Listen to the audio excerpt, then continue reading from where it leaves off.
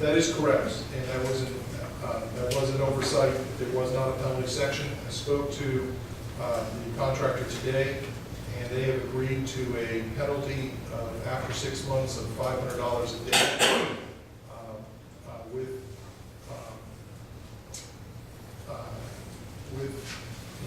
make sure I get with a weather with a provision for inclement weather events.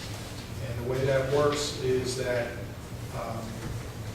if let's say in August, the average number of days that it rains is 5 days, they account for that in their contract. If it rains 10 days, they can claim those as lost work days Without a penalty. without a penalty because they can't work.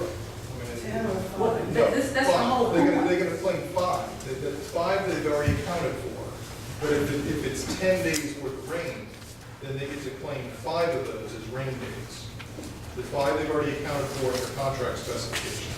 If it rains for 10 days straight or 10 days and it puts them off the job, then they get to claim those 5 days. But they actually have to go through a process and claim it. They can't come back to us in October and try to claim for days in August. They have to make the claim when it occurs. They have to prove that it rained a certain amount on those days, at least a ½ inch is the typical standard. And then from there, we either grant it or don't grant it. Okay, that's going to be added to the contract. Right, that's going to be added to this contract. And I want to see that before I I was going to approve. suggest that this get added tonight by hand if necessary. They've agreed to it, so whether, how you want to put that in there, that's what they've agreed to. So if you want to do it by approval of contract with those specific words added into it, however you want to do it. They've agreed to a $500 a day liquidated damages with provision for inclement weather. But that's really too subjective. You understand where I'm coming from, Bill? Again, that's. Without- interesting. It may be industry standard, but I think it's too subjective. Well, we can put in there, There has to be some way to enforce this. Then you could have 12 inches of snow on the ground for a week and or 2 weeks in December. and that would be an inclement weather event. And, yeah, but And that's not their, if they cannot physically work on the job site for more than the days that are determined to be average for that month of lost work days, then we cannot penalize them for not being able to get the job done. Now, if well, why don't they just move the date ahead another 2 months, and that's going to take care of everything. Move it back another 2 months. well, they can do that, but that means they'll have 2 more days, they'll have 2 more months, to drag out the. Well, I just want to make sure if there's a penalty, that it can be enforced. There's a penalty and it. And there's a way it can be enforced, and it's set out in the contract. Yes, I agree. I do want the council to know, obviously, I did not put out the RFP. Certainly something for open session. My law firm had done work for Dog Construction. It's been several years since we've done work for Dog Construction. Just wanted to disclose that as part of any conflict. Mr. Dog doesn't think I remember that other does, but I've done it several times.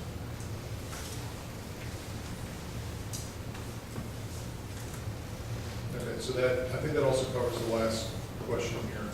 Thirdly, on special instruction number 7, contractor should be committed to meeting the owner's town's goal for project completion according to the overall schedule included in the attached bid form.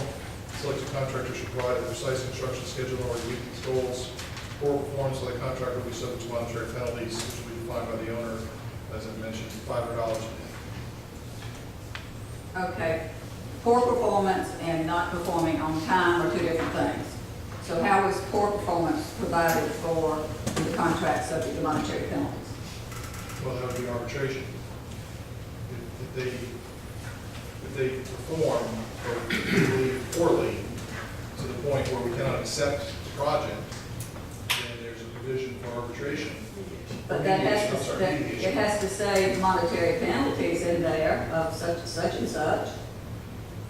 Doesn't have to say what the penalties are? I think with respect to poor performance and how it's defined, there's certain elements of it that are going to be subjective. The contractor may very well say, this is built to suit, we have done what we said. We may say, no, you haven't. We're not satisfied. Our remedy is to withhold payment. And that's why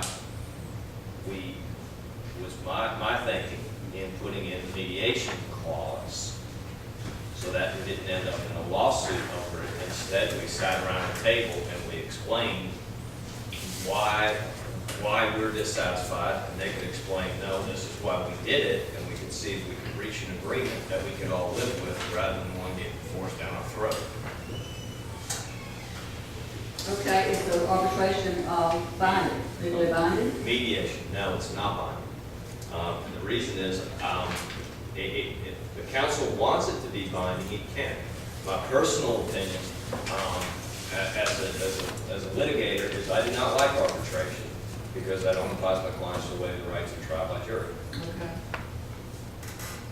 And mediation is something we end up agreeing to. So that's better for the town? In my opinion, it is. That's better for the town. Okay.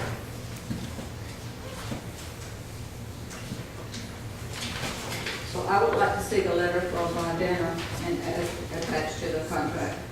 You want that as a addendum? No problem.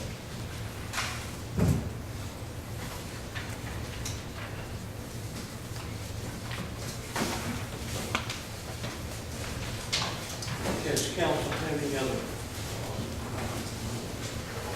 comments, discussion, comments?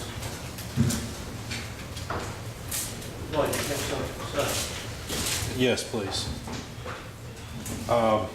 You heard me speak earlier on this issue, and I can give you a boatload of evidence to show how we got from no interest in ball fields to how we got interest in ball fields. And the SRA was involved every step of the way. That would be your nephew, Mr. Ray. He was there, and he's the one that made those posts I mentioned earlier. SRA president. You know what I'm talking about. And now we're building ball fields for who? The last word from this council was nobody. I'd like to hear you say that again tonight, that it's not for the SRA, it's for nobody.